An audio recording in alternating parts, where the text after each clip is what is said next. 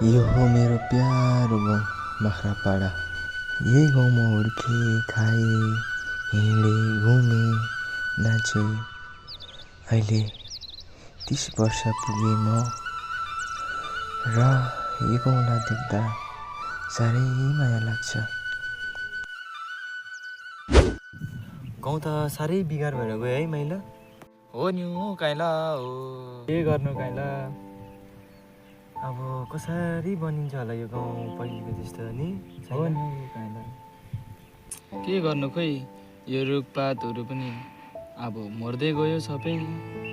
त्यही त है, अब हेर्दै हेर्दै सबै नाश हुँदै जाँदैछ है हाम्रो गाउँ। हो नि हाम्रो वन जङ्गलहरू यहाँ पहिला हामी यहाँ कति खेल्न आउँथ्यो, गाईहरू चराउन आउँथ्यो। मजा थियो है त्यो पल। त्यो पल मजा थियो।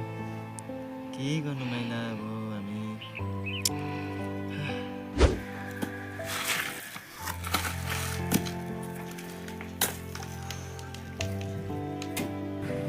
केही छैन गाउँमा, जान्छु गाउँमा बसेर केही पनि बाहिर गएर कमाएर खाने हो। किन गर्नु पर्ने म त गएको है बाहिर बस्दिनँ, गाउँमा केही पनि छैन। हावा सिंहको नाटक देखाउँछ। तिमी पनि हिँड, लुगा लगाऊ छिटो त, लेट भइसकिसक्यो। हिँड गाउँमा मलाई ठिक छ, जा त। ल त गएको म, आमालाई गयो भनिदिनु मलाई।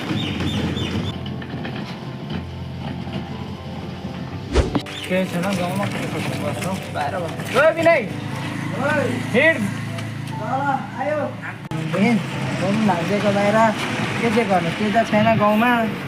बाहिरतिर गएर बरु पालार सालार गर्नुपर्छ होला हौ। जुन ओइ विनय कहाँ आएको त?